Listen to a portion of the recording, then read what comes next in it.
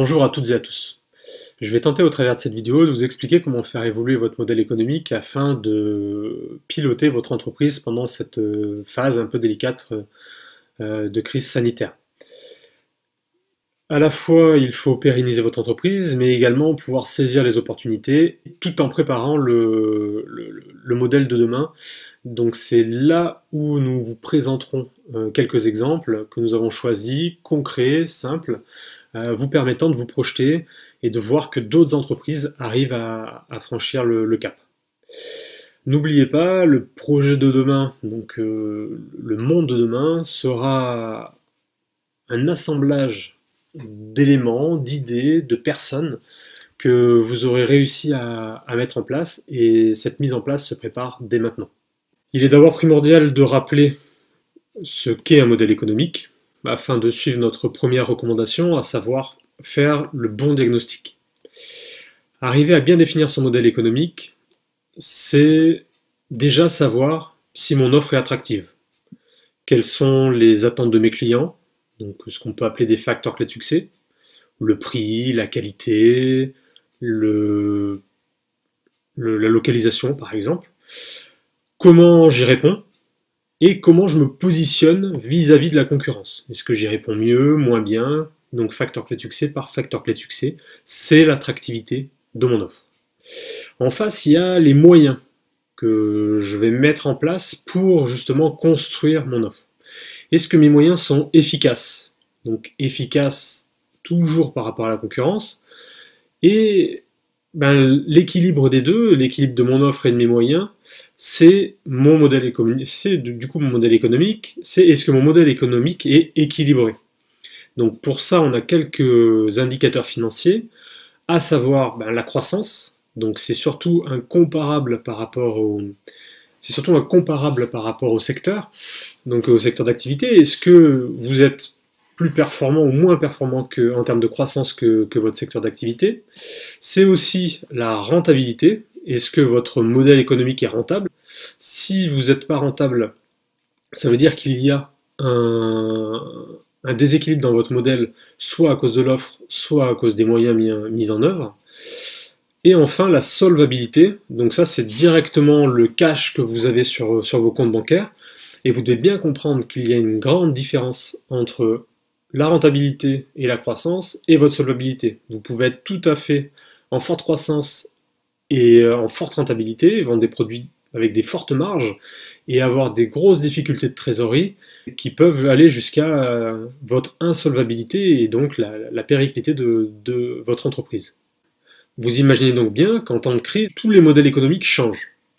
Mes clients ne peuvent plus se déplacer, mon entreprise est fermée, mes équipes travaillent à distance, voire malheureusement sont en chômage partiel, mes fournisseurs ne peuvent assurer mon approvisionnement, et pourtant vous devez garder en tête que vous devez équilibrer votre modèle économique, en tout cas tenter de le faire, afin de ne pas entraver l'avenir et peut-être même saisir des opportunités. Donc quand on parle de ne pas entraver l'avenir, on entend d'abord sécuriser l'entreprise. Donc sécuriser son entreprise, c'est quoi? Donc pour ça, je vais prendre un premier exemple, c'est l'exemple d'une salle de sport. Donc première étape pour notre dirigeant, et le plus rapidement possible, ça a été et c'est de préserver la trésorerie en décalant toutes les charges possibles.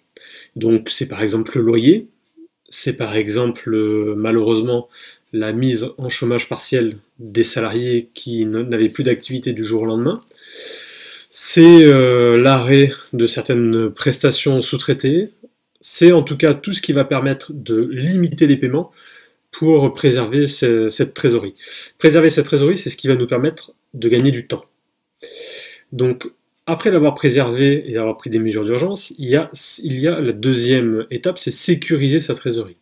Sécuriser sa trésorerie, c'est garantir sa solvabilité, garantir la solvabilité de l'entreprise jusqu'à la fin de la crise, voire le retour à une activité normale. Donc, on se pose donc la question, qu'est-ce qui peut dégrader mon solde de compte bancaire, puisque ma trésorerie, c'est mon solde bancaire. Alors, le premier élément, c'est les clients. Donc, imaginons que vos clients, au lieu de vous payer à 1 mois, vous payez à 3 mois, vous n'avez plus 1 mois de chiffre d'affaires dehors, mais 3 mois de chiffre d'affaires dehors.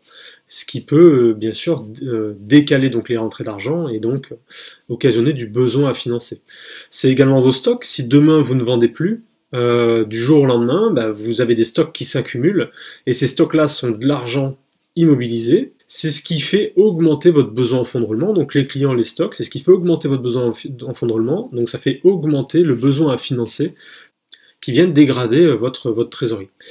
Le deuxième élément, c'est bien sûr le manque de rentabilité. Si vous n'avez aucune entrée mais des sorties, même minimes, ça occasionne un manque de rentabilité.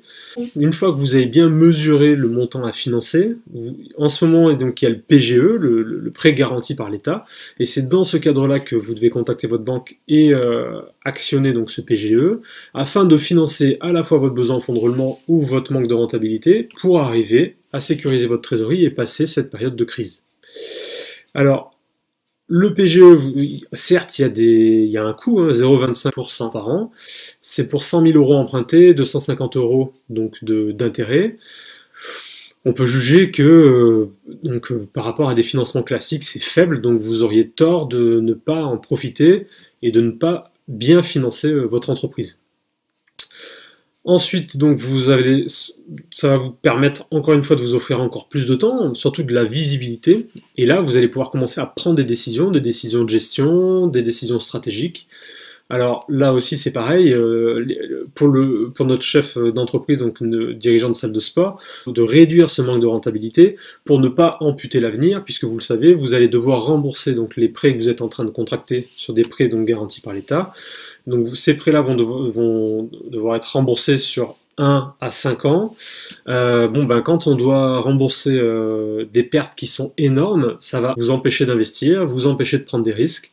Et là, donc, c'est directement quelque chose qui peut nuire à votre entreprise sur les années qui arrivent. Ce que je peux rajouter aussi en termes de rentabilité, c'est que il y a tout un tas d'aides aussi qui sont aujourd'hui à disposition des chefs d'entreprise. Vous devez arriver à trouver les aides appropriées pour aussi venir donc par moment subventionner votre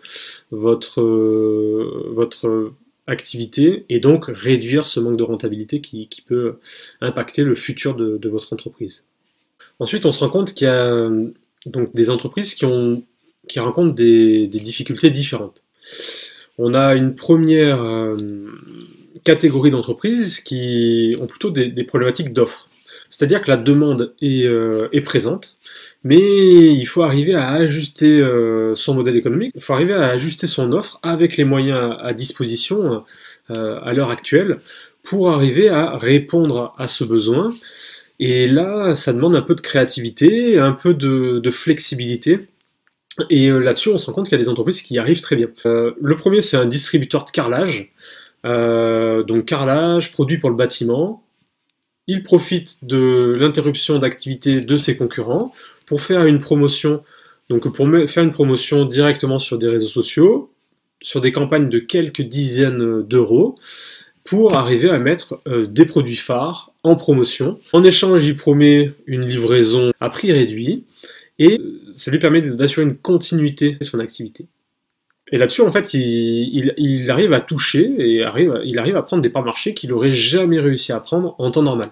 Pour ces entreprises concurrentes, il y a une perte de parts de marché immédiate, mais peut-être aussi durable, au profit de notre artisan qui a réussi à répondre sous une certaine forme à cette demande. Un dernier exemple, c'est un hôtel qui accueille des personnes malades pour justement les isoler, donc en partenariat avec la ville, rémunéré à des prix très bas, mais c'est mieux que rien, ça lui permet de couvrir ses charges fixes, et ça lui permet de justement diminuer un petit peu cette perte de rentabilité. Au contraire, même ça lui permet d'être un petit peu rentable, moins que d'habitude c'est sûr, mais plus que ses concurrents qui eux perdent énormément.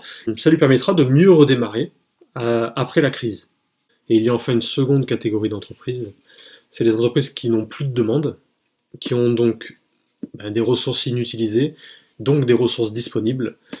Là aussi, il y a des exemples d'entreprises qui ont réussi à, justement avec ces ressources disponibles, à créer des nouvelles opportunités, notamment en sollicitant leur réseau. Un exemple d'entreprise dans le textile pour enfants, plutôt des textiles de mariage en B2B et B2C. Donc très touché par la périodicité de cette crise. Et cette entreprise-là a réussi à mettre à disposition d'entreprises locales de commerce, donc de commerce de proximité, et ben ces ressources, ces compétences clés, à savoir la conception digitale, la communication web, donc la conception vraiment de sites internet. Et on peut se poser la question, pourquoi pas aider ses clients à vendre, pas forcément uniquement ses vêtements, mais vendre tout type de vêtements pour préparer l'avenir, c'est les aider, pourquoi pas vendre un petit peu ce qu'on sait faire, ce qu'ils font déjà actuellement, le vendre au prix coûtant, mais juste de vendre au prix coûtant, ça permet de couvrir encore une fois les charges fixes, ça permet de ne pas cesser totalement l'activité, de ne pas couper les process, de ne pas couper l'approvisionnement, de ne pas couper le cercle, de ne pas couper le management. Ça permet aussi de préserver les emplois de vos salariés. Donc ça permet tout à fait de poursuivre l'activité de l'entreprise, et même à prix coûtant, ça permet de limiter les pertes, de couvrir les charges fixes, et encore une fois, de créer des opportunités, de saisir des opportunités, notamment avec des clients par exemple, pour arriver justement à mieux démarrer l'entreprise de demain. Alors en conclusion, anticiper oui, préparer demain oui, mais c'est avant tout avoir le bon diagnostic de ses forces, de ses faiblesses, de son marché. C'est trouver l'équilibre financier qui permettra d'assurer la continuité de l'entreprise. C'est rester flexible, en veille au quotidien. La situation peut changer, donc il faut rester en veille.